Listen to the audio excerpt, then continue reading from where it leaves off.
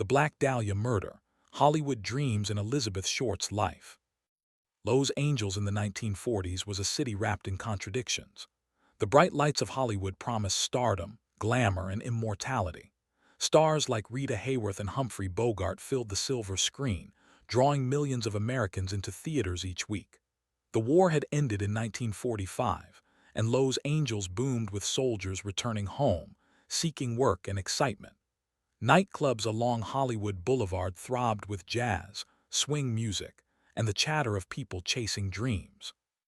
But behind the glittering facade lurked something darker, a city built on illusions, where corruption, organized crime, and hidden violence thrived. It was in this city of contradictions that Elizabeth Short, a young woman from Massachusetts with aspirations of stardom, would become immortalized not as a rising actress, but as the victim of one of the most brutal and mysterious murders in American history. Her story begins far from California, in a small New England town, where her childhood dreams of beauty and fame stood in stark contrast to the harsh life she endured. Elizabeth Short's early life. Elizabeth Short was born on July 29, 1924, in the working-class town of Medford, Massachusetts, just outside of Boston. She was the third of 5 daughters born to Cleo and Phoebe Short. Her father worked in miniature golf course design, an industry that collapsed during the Great Depression. By the early 1930s, financial ruin and despair settled over the Short household. 1930, when Elizabeth was just 6 years old, her father suddenly disappeared. His car was found abandoned on a bridge, and it was assumed he had taken his own life by jumping into the Charles River. The truth, however, was much more complicated. Cleo Short had not died, he had simply abandoned his family. Years later, it would be revealed that he started a new life in California, leaving Phoebe to raise 5 daughters alone during the worst economic crisis in American history. The abandonment scarred Elizabeth deeply. Her mother worked tirelessly to support the family, cleaning houses and working as a bookkeeper. Elizabeth, however, was fragile in both health and temperament. She suffered from severe asthma and bronchitis, conditions that worsened in the harsh New England winters. Doctors suggested she spend summers in a warmer climate, and from a young age, she often stayed with family friends in Medford or moved temporarily to Florida, where the air was easier on her lungs. A childhood marked by dreams. Despite hardship, Elizabeth grew into a striking young woman. With pale skin, dark wavy hair, and piercing blue-green eyes, she stood out wherever she went. By her teenage years, she had already developed a reputation for her beauty and fashion sense. Elizabeth adored movies, often idolizing glamorous actresses of the time. She would spend hours at local theaters, imagining herself on screen, swept into the romantic world of Hollywood. At Medford High School, Elizabeth's teachers and classmates remembered her as quiet, shy, and somewhat withdrawn, though always graceful and stylish. She dropped out of high school in her sophomore year, lacking the stability and resources to continue. Instead, she focused on her health and her dreams, often telling friends that she wanted to become a movie star. The move toward California. In 1942, as America was fully engulfed in World War II, Elizabeth received a letter from her long-absent father, Cleo Short. He was alive and living in Vallejo, California. He invited her to come live with him. Desperate for change and perhaps longing for a connection with the man she had once thought dead, Elizabeth accepted. At just 18, she boarded a bus for California. Living with her father, however, was far from the fresh start she had hoped for. They clashed constantly, and Elizabeth soon left his home. She drifted between jobs, working as a waitress, cashier, and occasionally living with friends or boyfriends. She became known for her beauty, often wearing black dresses and styling herself with a unique flair. Her appearance and mysterious aura would later earn her the nickname that would echo through history, the Black Dahlia. World War II and a Trail of Cities. During the war years, Elizabeth's life took her across the country. She lived briefly in Santa Barbara, where she was arrested in 1943 for underage drinking, a minor offense, but one that placed her name in police records. The authorities sent her back to Massachusetts, but she quickly returned to California. Elizabeth was often seen with servicemen and dated several men who were in the military. She craved romance and stability, but her relationships were often fleeting. Friends recalled her as a woman who longed for love but also carried a sense of melancholy, perhaps a reflection of her childhood trauma and unstable adult life. One significant relationship was with a decorated Army Air Force pilot, Major Matthew Michael Gordon Jr., whom she met in Florida. According to some accounts, they became engaged, though this remains disputed. Gordon died tragically in a plane crash in 1945, just days before Japan surrendered, marking the end of the war. Whether Elizabeth was truly engaged to him or not, she told friends that his death left her devastated. The Black Dahlia persona. By 1946, Elizabeth had returned to Los Angeles, chasing the dream of Hollywood stardom. She spent her nights in bars, clubs, and cafes around Hollywood Boulevard. She was friendly, charming, and always impeccably dressed, favoring black clothing, sheer fabrics, and striking makeup. Her distinct style, combined with the release of the popular film noir The Blue Dahlia, 1946, led locals and journalists to nickname her the Black Dahlia. This nickname captured both her beauty and her mysterious aura, and it would later become infamous. At the time, however, Elizabeth was just another young woman among thousands in Los Angeles who were hopping to be discovered by talent scouts or producers. She had no steady acting roles, no connections, and no money. Friends described her as someone who lived a floating lifestyle, moving from one boarding house to another, often depending on friends or admirers for food and shelter. Los Angeles in 1947, a city of shadows. The Los Angeles Elizabeth lived in was both alluring and dangerous.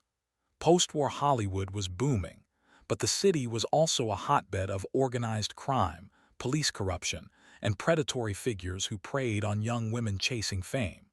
For every starlet who made it big, hundreds more disappeared into obscurity, broken dreams, or worse.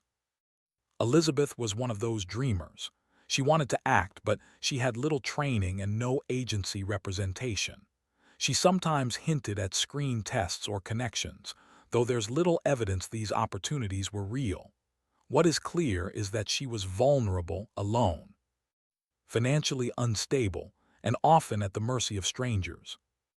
By late 1946, Elizabeth Short was living on the margins of Hollywood, moving from place to place, meeting men in bars, and holding on to the hope that something better was just around the corner. Her striking beauty and enigmatic presence caught attention everywhere she went, but beneath it all was a young woman struggling to survive in a city where dreams and nightmares coexisted. Foreshadowing the tragedy. In the weeks leading up to her death, Elizabeth's life was unstable. She had no steady residence, no secure income, and was often dependent on friends or acquaintances. Some described her as optimistic and fun-loving. Others said she seemed troubled and restless. She was often seen in cafes and bars near downtown Los Angeles, particularly in the Biltmore Hotel, where she was last confirmed to be alive. No one could have imagined that Elizabeth's pursuit of glamour and stability would end in a way so gruesome that her name would forever be etched into the annals of true crime history. Within days of her last sighting, she would be transformed from a struggling starlet into the central figure of America's most infamous unsolved murder, a crime so brutal it shocked even a city accustomed to violence. The Black Dahlia Murder, Part 2.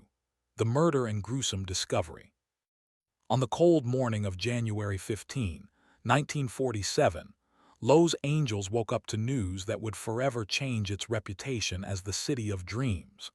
A discovery so shocking, so grotesque, and so surreal would dominate the headlines for weeks, fuel rumors for decades, and cement its place in the darkest corners of American true crime history. The victim was Elizabeth Short, but the world would come to know her by the name that newspapers splashed across front pages in giant, bold letters: the Black Dahlia. A grisly discovery in Leimert Park. At approximately 10 a.m., A woman named Betty Bersinger was walking with her 3-year-old daughter along a quiet street in the Leimert Park neighborhood of Los Angeles. She initially thought she spotted a discarded mannequin lying in the grass, posed oddly near the sidewalk.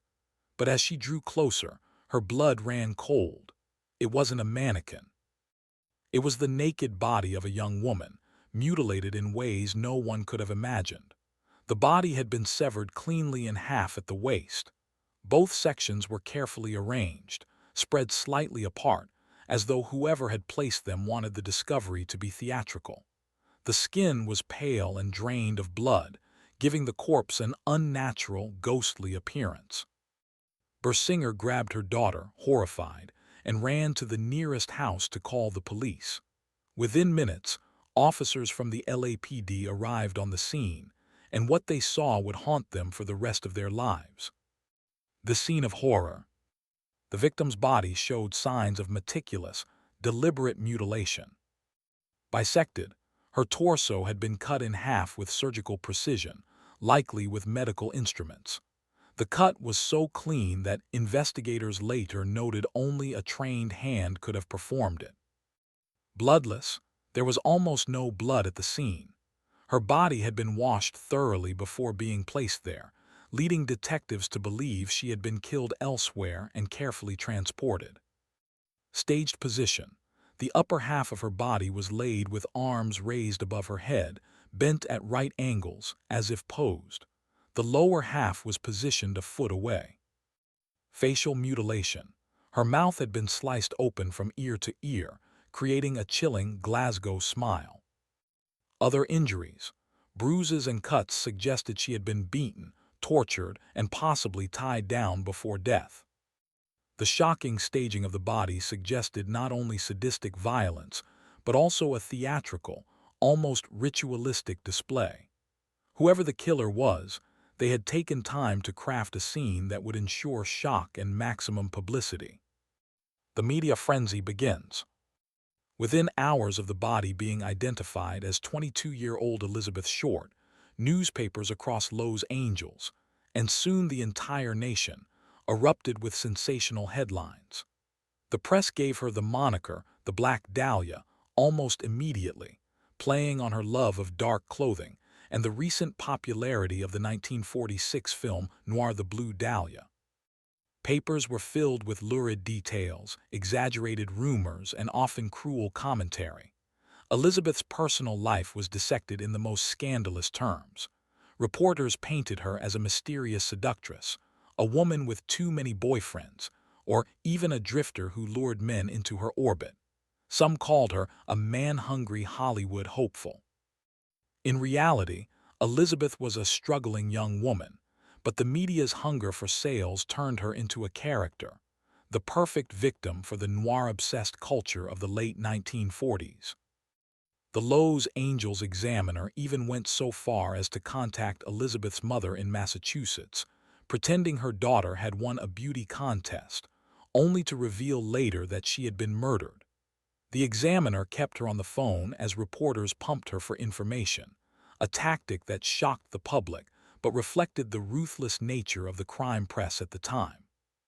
The police investigation. The LAPD quickly launched an all-out investigation. Homicide detectives Harry Hansen and Finis Brown were assigned to the case, but from the beginning, they faced overwhelming challenges. Lack of forensic technology. This was 1947, long before DNA analysis, advanced forensics, or modern crime labs. Detectives relied mostly on fingerprints, witness statements, and shoe leather investigation. Contamination of the scene. Before the area was secured, dozens of reporters, photographers, and curious onlookers trampled the crime scene. Potential evidence was destroyed. An avalanche of false leads. Within days, hundreds of tips poured in from the public, most of them useless. Some were prank calls, others were wild rumors. Still, police worked tirelessly. They traced Elizabeth's final movements. The last confirmed sighting of her was at the Biltmore Hotel in downtown Los Angeles on January 9, where she was seen using the lobby phone and waiting in the lounge. After that, she vanished. Elizabeth's last days. Piecing together her final days, detectives learned that Elizabeth had been drifting between acquaintances, homes, cafes, and hotels. She often depended on men for food or shelter. She was seen with various companions in bars along Hollywood Boulevard and downtown. Witnesses described her as friendly, charming, and stylish, always wearing black, with her dark curls and red lipstick. Yet she also seemed restless, sometimes agitated, perhaps sensing the precariousness of her situation. What no one could confirm, however, was who she left with after the Biltmore Hotel. That missing piece, her final companion, became one of the central mysteries of the case. A city obsessed. The gruesome nature of the crime, combined with Elizabeth's beauty and mysterious lifestyle, turned the murder into front-page news not just in Los Angeles but nationwide.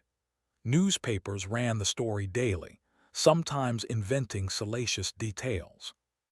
The case gripped the city. Women were terrified to walk alone at night.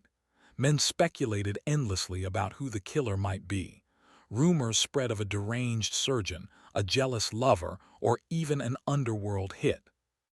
The press leaned heavily into noir-style storytelling, portraying Elizabeth as a femme fatale brought down by her own mysterious allure. In reality, she was a victim of horrific violence, but in the papers, she was transformed into a dark legend. Early suspects. Police immediately began questioning Elizabeth's acquaintances, including dozens of men she had known or dated. Soldiers, nightclub owners, waiters, and even married businessmen were pulled in for questioning. Some claimed brief relationships with her. Others denied knowing her at all. A few provided alibis that checked out. The LAPD also considered the possibility that the killer was medically trained, given the surgical precision of the bisection. Doctors and medical students in the area were quietly investigated, though no charges were brought. As days turned into weeks, the list of suspects grew into the dozens, but the evidence remained thin. The killer taunts. On January 24, 1947, just over a week after the body's discovery, the Los Angeles Examiner received an envelope addressed in carefully printed letters. Inside were Elizabeth Short's personal belongings, her birth certificate, business cards, photographs, and an address book.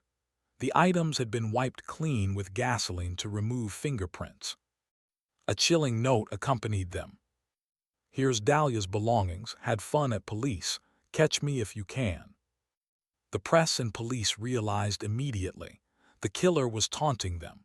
Whoever committed the murder wanted recognition, fame, and control over the narrative. This was not just a killing, it was a performance. The public's fascination. The case quickly became more than a police investigation. It was a public obsession. The combination of a young, beautiful victim, a brutal and theatrical murder, and an unknown killer who mocked the police was irresistible to both newspapers and readers. The Black Dahlia became a symbol of the dark underbelly of Hollywood, the city where dreams were made and destroyed. For Elizabeth Short, fame had arrived, but in the most horrifying way imaginable, foreshadowing the endless mystery. Despite intense police efforts, the case stalled. There were too many suspects, too few clues, and no reliable witnesses to her last moments. The killer's careful staging and meticulous cleaning erased crucial evidence. But the brutality of the crime ensured that the story would never fade. Los Angeles had seen murders before, but nothing like this.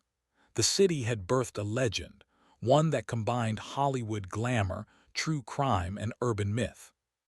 Elizabeth Short's murder was not just another homicide. It was the beginning of a mystery that would haunt generations. The Black Dahlia Murder, Part 3. Investigation, Suspects, and Hollywood's Dark Side. The gruesome murder of Elizabeth Short instantly became one of the largest and most intense investigations the Los Angeles Police Department had ever undertaken. Detectives Harry Hansen and Finis Brown led the case, but the sheer number of leads, suspects, and false confessions quickly overwhelmed the LAPD. The murder was unlike anything the city had ever seen, and the police force, already plagued by corruption and public distrust, soon found itself under a spotlight it could not escape. The avalanche of confessions. From the moment the Black Dahlia story hit the press, the police were flooded with confessions. Men and women from across the country claimed responsibility for the murder. Some mailed letters, others walked into police stations. Still more called newspapers, desperate to tie themselves to the sensational case. Within the first few weeks, the LAPD had received over 50 confessions. By the end of 1947, the number had grown to nearly 500 confessions. Most were dismissed as false, the work of attention seekers, mentally unstable individuals, or people eager for their 15 minutes of fame. One detective quipped, "Everyone and their uncle wanted to be the Black Dahlia killer." But these confessions clogged up the system and distracted investigators from legitimate leads. Each had to be checked, verified, and filed away, consuming valuable time. The suspect pool. Despite the noise, the police identified several men as serious suspects. 1. Robert Red Manley. Elizabeth's last confirmed companion was Robert Manley, a 25-year-old married salesman from Los Angeles. He had met Elizabeth a few days earlier and offered her a ride. He admitted to dropping her off at the Biltmore Hotel on January 9, the last confirmed sighting before her disappearance. Manley voluntarily came forward and was intensely interrogated. He passed 2 lie detector tests. His alibi for the days following her disappearance checked out. Despite being cleared, Manley's name would remain tied to the case in the press, with some people suspecting him for years afterward. 2. Dr. George Hodel. One of the most compelling suspects to emerge later was Dr. George Hodel, a wealthy and well-connected Los Angeles physician. Though he wasn't a primary suspect in 1947, he became infamous decades later when his own son, former LAPD detective Steve Hodel, accused him of the crime. George Hodel was a brilliant but deeply sinister man. He lived in the Soden House, a Mayan-style mansion in Hollywood, and was known for his extravagant, decadent parties. He had connections to the Hollywood elite, as well as a reputation for cruelty. At the time of the investigation, Hodel was briefly considered because of his medical background. The killer's surgical precision suggested medical training. Later, in the 1950s, he was wiretapped by the LAPD in connection with another case. On tape, he was heard making chilling statements including, "Sapassin, I did kill the Black Dahlia. They can't prove it now." This discovery would decades later propel Hodel to the top of the suspect list for many researchers. 3. The Cleveland Torso Murderer. Some detectives considered the possibility that the Black Dahlia case was linked to the Cleveland Torso Murders, a series of brutal killings in the 1930s where victims were dismembered with surgical precision. That killer was never caught, and some speculated he had moved west to Los Angeles. 4. Other suspects. Over the years, dozens of others came under scrutiny. Actors and filmmakers with alleged ties to Elizabeth. Local criminals and mobsters.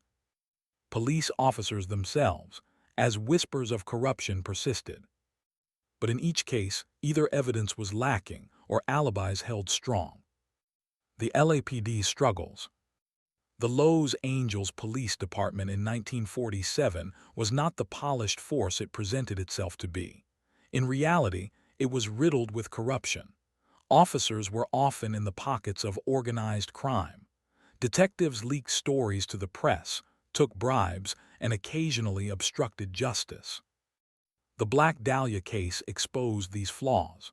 The department had no centralized database for suspects or evidence. Investigators tripped over each other, duplicating efforts and wasting resources. Worse, the media circus surrounding the case created immense pressure. The public wanted answers, and the police were desperate to provide them. Every week that passed without an arrest deepened the sense of failure. Elizabeth Short's reputation on trial.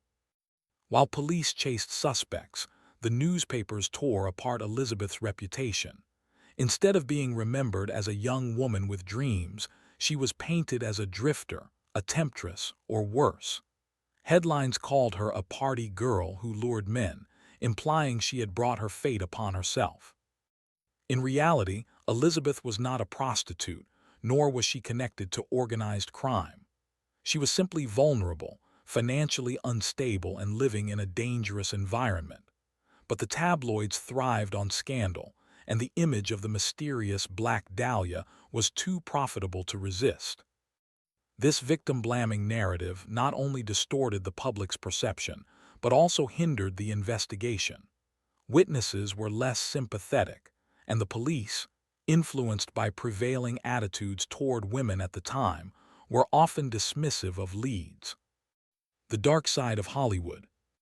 The case also peeled back the curtain on Hollywood's underbelly.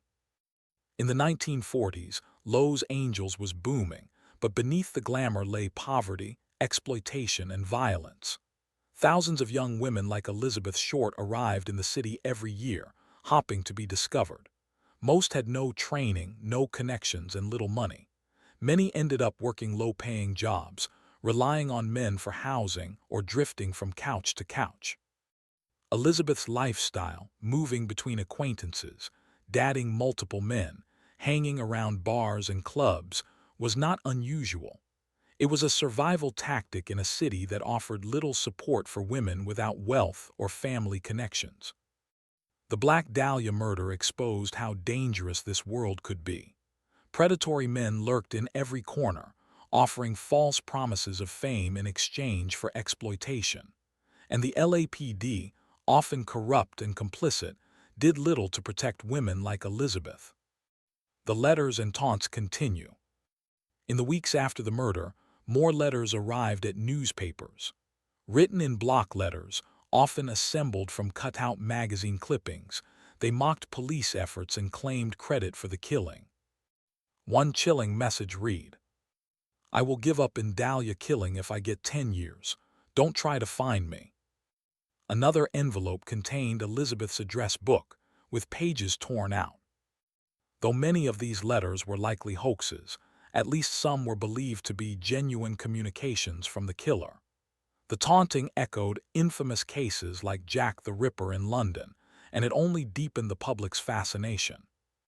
The LAPD's dead ends. By mid-1947, the investigation had stalled.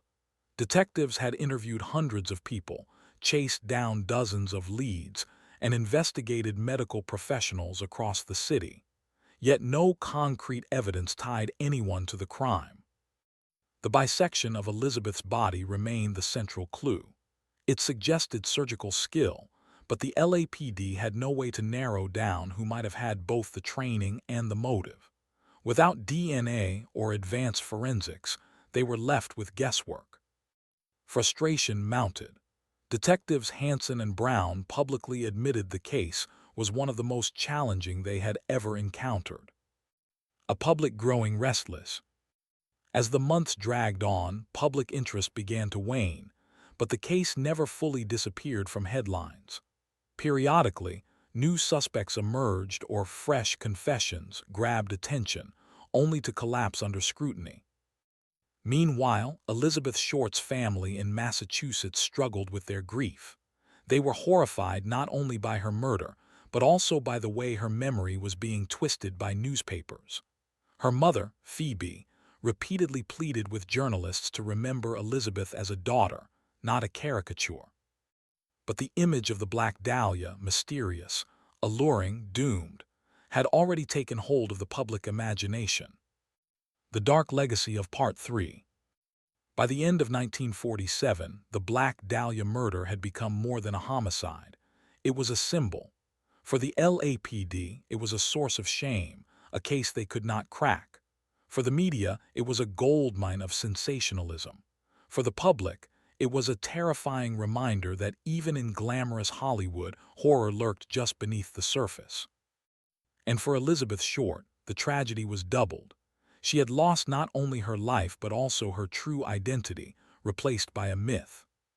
The investigation would continue in fits and starts for years, but with each passing day, the hope of catching her killer seemed to fade further. The Black Dahlia Murder, Part 4. Theories, Conspiracies, and Cover-Ups. By the end of 1947, the Black Dahlia investigation had gone cold. No arrests, no trials, no justice. But the silence didn't kill the story, it amplified it. Over the decades, theories piled up, some plausible, some wild, some disturbingly convincing. Each new wave of speculation brought Elizabeth Short's case back into the spotlight, transforming it into one of America's most enduring mysteries. 1. The medical precision theory. One of the strongest clues in the case was the way Elizabeth's body had been dissected. The cut between her second and third lumbar vertebrae was done with incredible skill. Only a surgeon or someone with advanced medical training would know how to make such a clean bisection. This led investigators to focus heavily on medical professionals, surgeons, medical students, morticians, and even butchers. Dozens were interviewed, but no one was ever charged. This surgical theory gave rise to many of the later suspects, including Dr. George Hodel, who seemed to fit the profile perfectly. 2. The George Hodel theory. In the late 1990s, the Black Dahlia case roared back into the spotlight when Steve Hodel, a retired LAPD detective, made a shocking claim. His own father, Dr. George Hodel, was the killer. Steve Hodel spent years investigating, compiling evidence into best-selling books. His case against his father included the medical skill. George Hodel was a surgeon. He had the ability to cut Elizabeth's body with precision. The Soden house. His Hollywood mansion was rumored to be the site of dark parties. Some believe Elizabeth may have been killed there. The wiretap confession. In 1950, the LAPD bugged Hodel's home. On tape, he was heard saying, "Sapassin, I did kill the Black Dahlia. They can't prove it now." The photos. Steve claimed to have found old photos among his father's belongings that resembled Elizabeth Short. Though critics argue Steve's evidence is circumstantial, his theory remains one of the most compelling and chilling. 3. Hollywood connections. Some theories suggest Elizabeth Short's murder was tied directly to the film industry. The casting couch exploitation. Elizabeth, like many young women, may have fallen prey to powerful men promising her a break in Hollywood. Cover-up possibility. Certain suspects were well connected. If Elizabeth's killer had ties to influential figures, police corruption could have buried the truth. Hollywood at the time was infamous for scandals hushed up to protect stars and studios. Could Elizabeth's case have been part of this shadowy culture? 4. The Cleveland torso killer. Another theory links Elizabeth's murder to a string of killings in Cleveland during the 1930s. Victims in Cleveland were often mutilated and dismembered with surgical precision. The killer, dubbed the torso murderer, was never caught. Some believe he relocated to Los Angeles and killed again, Elizabeth being his final, most infamous victim. Though intriguing, no evidence has ever directly tied the cases together. 5. Mob connections. The 1940s Los Angeles underworld was crawling with mobsters and organized crime. Some theorists suggest Elizabeth got caught up in this dangerous world. She was known to frequent bars and clubs where mobsters hung out. Mob killings were brutal, often designed to send a message. The way her body was displayed could have been a warning. But organized crime experts argue the killing was too bizarre, too theatrical, to be a standard mob hit. 6. Police corruption and cover-ups. The LAPD in the 1940s was deeply corrupt. Some detectives may have protected powerful suspects. Evidence that supports this idea. Missing files. Certain records in the Black Dahlia case mysteriously disappeared. Ignored leads. Witnesses claimed police brushed off tips. Hodel's protection. Many argue Dr. George Hodel's wealth and connections shielded him from arrest. If the killer was a man of influence, it's very possible the truth was deliberately buried. 7. The copycat theory. Some believe Elizabeth's murder wasn't a standalone crime, but part of a pattern inspired by earlier killers. The display of her body mirrored aspects of Jack the Ripper's mutilations. The taunting letters echoed those of famous criminals.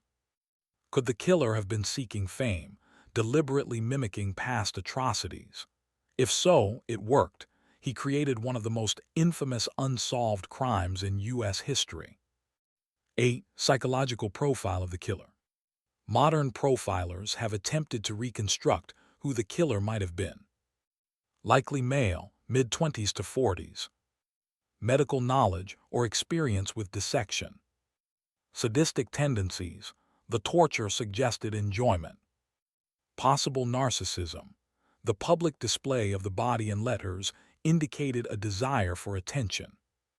Some believe the killer may have continued killing after Elizabeth, perhaps never caught because his crimes were less dramatic. 9. Elizabeth Short's own life and secrets. Some theories center not on powerful suspects, but on Elizabeth herself. She was known to have multiple relationships with men, some married. Could a jealous lover have snapped? Others suggest she may have known dangerous secrets, overheard something she shouldn't have, or gotten too close to someone's criminal activities. Her transient lifestyle and wide circle of acquaintances made it difficult for investigators to narrow down who might have had motive. 10. Why the case still haunts us. Part of the reason the Black Dahlia endures is not just the brutality, but the myth-making around it.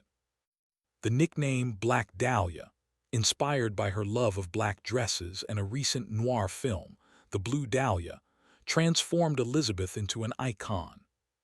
The photos of her mutilated body were so shocking they burned into the public's memory. Hollywood's golden age backdrop gave the case a dark, cinematic quality.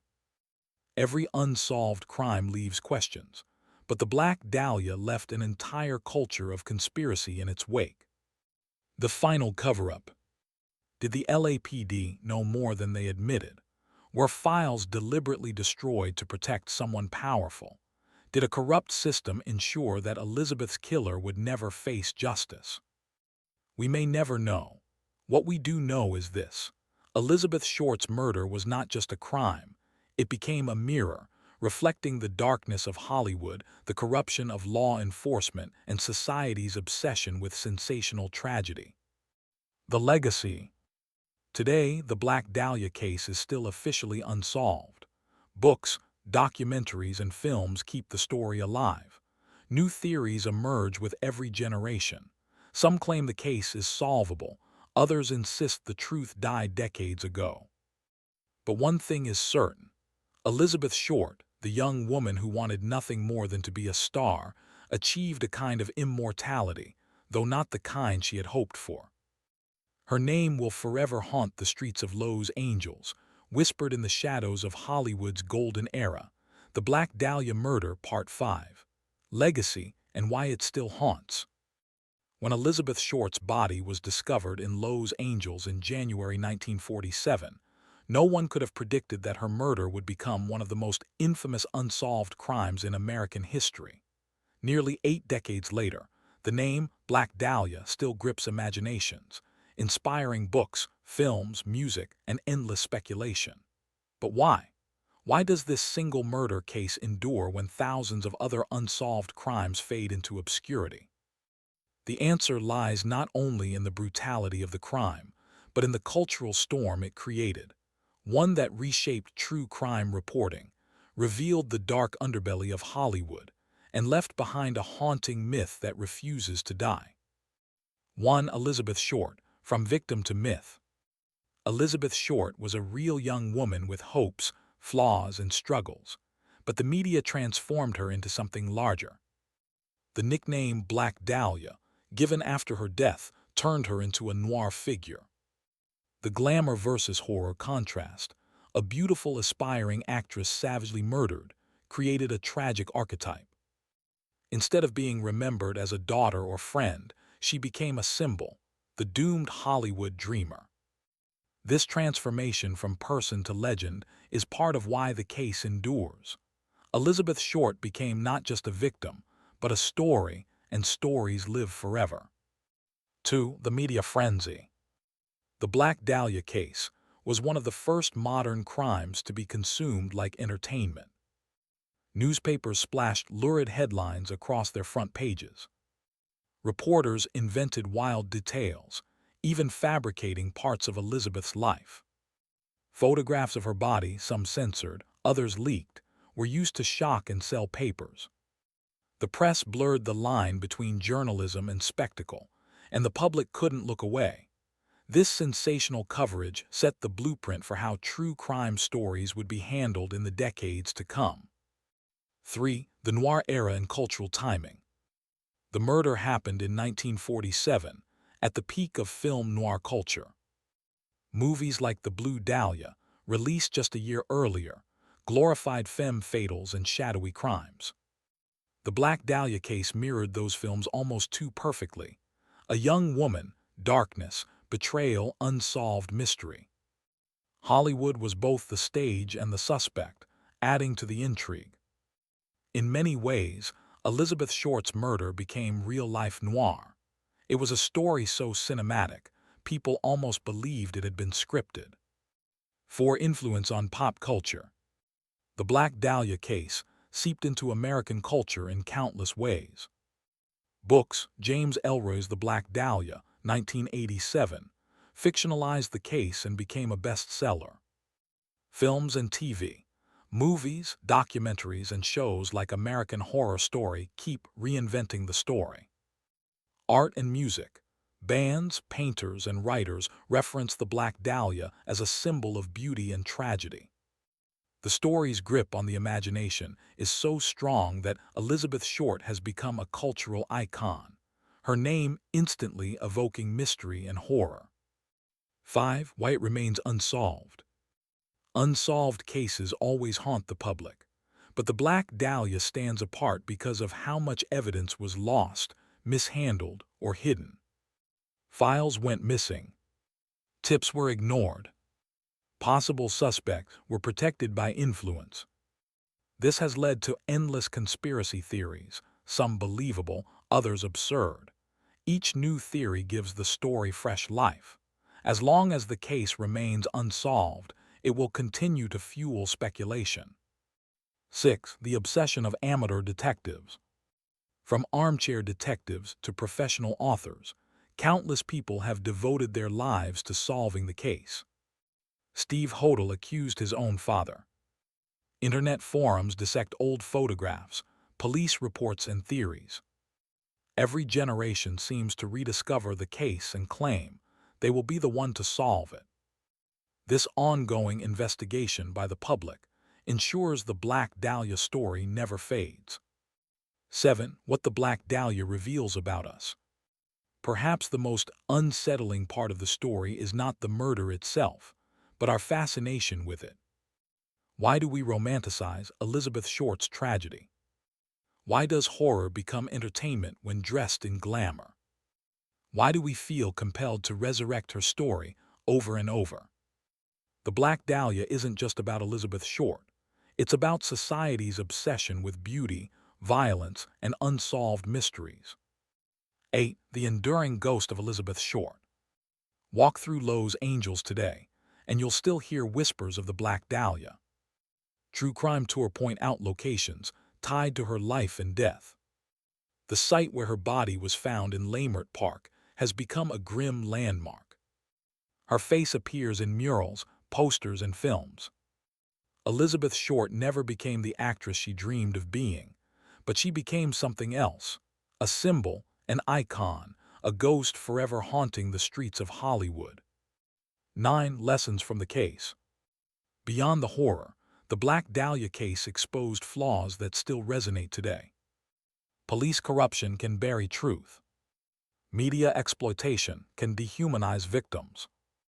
Public obsession with crime can overshadow justice. In many ways, the Black Dahlia was a warning, one that America never fully heeded. 10 Why the Black Dahlia will never die. Most murders are eventually solved. Most victims are eventually forgotten. But Elizabeth Short's case broke both rules. Her story combines mystery, unsolved crime; horror, gruesome mutilation; glamour, Hollywood dreams; conspiracy, police corruption, powerful suspects. It's the perfect storm for eternal fascination. And that's why, even after 75-plus years, the Black Dahlia remains not just a crime, but a legend. Final reflection. The Black Dahlia case is not just about a murder. It's about how society creates myths from tragedy, how corruption buries justice, and how beauty and horror can intertwine to create an immortal story. Elizabeth Short's life ended brutally in 1947, but her story never did.